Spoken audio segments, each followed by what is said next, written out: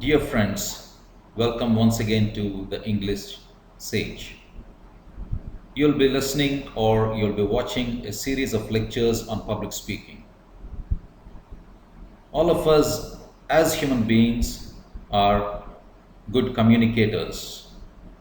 We communicate a lot through speech, it is a part of our life.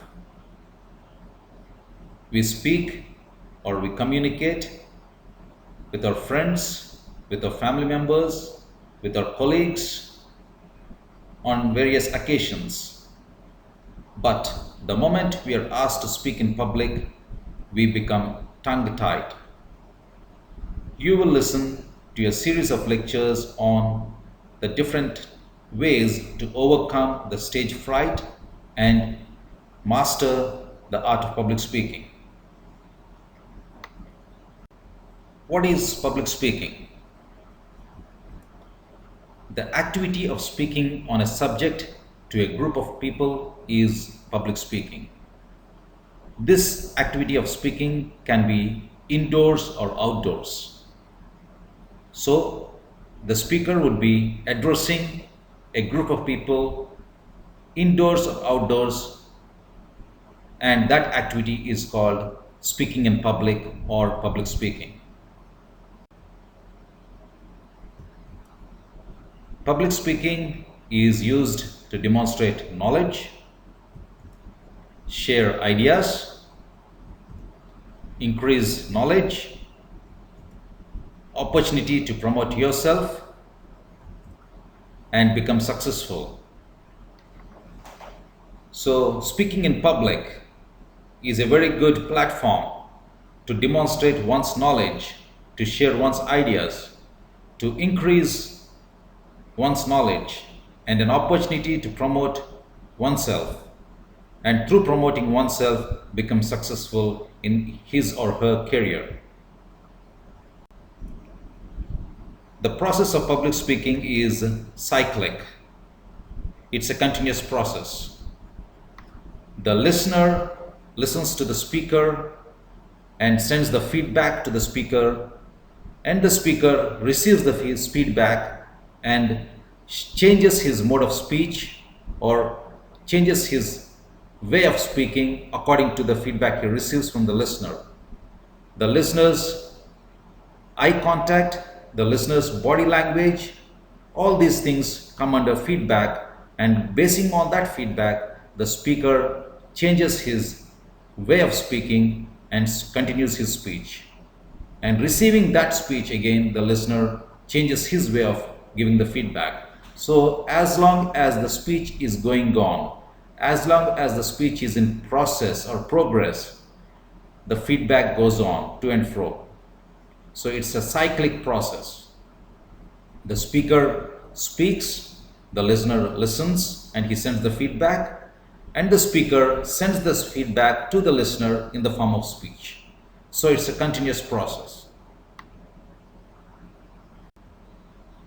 There are 4 methods of speeches. You can read out a written speech from a manuscript, or you can memorize your speech and deliver it.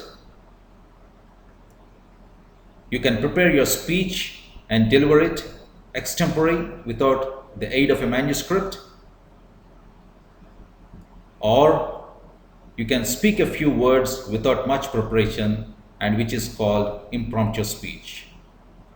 So the 4 methods of speeches are reading out a written speech from a manuscript, and the second one is giving a speech or delivering a speech that has been memorized, and the third one is delivering a speech that has been prepared and speaking it or delivering it without the aid of a manuscript. That is called extempore speech. And the fourth one is the impromptu speech.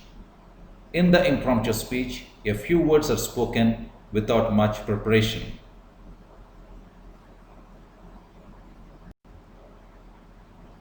Let's see the themes of public speaking. You have the narrative speech, informative speech, persuasive speech. What is a narrative speech?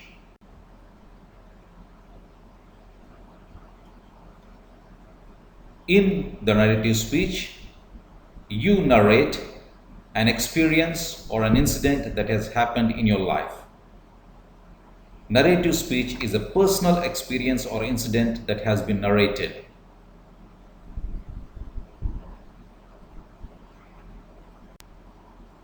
Next comes the informative speech. Data about a specific subject is collected and provided to an audience in the form of an information and spoken and delivered. So informative speech is sharing information about a specific subject to the audience.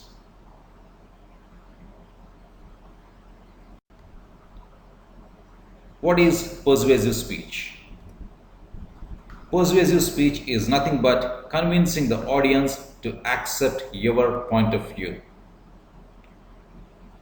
You persuade the audience in such a way that you are convinced that your point of view is correct. There is transfer of information from you to the audience, and they are convinced that your point of view is correct. They come to your point of view and understand or try to accept your point of view. Dear friends, I encourage you to subscribe to the English Sage and click on the bell icon. My next video will be on the steps to overcome stage fright. Till then, I bid adieu to you. Thank you.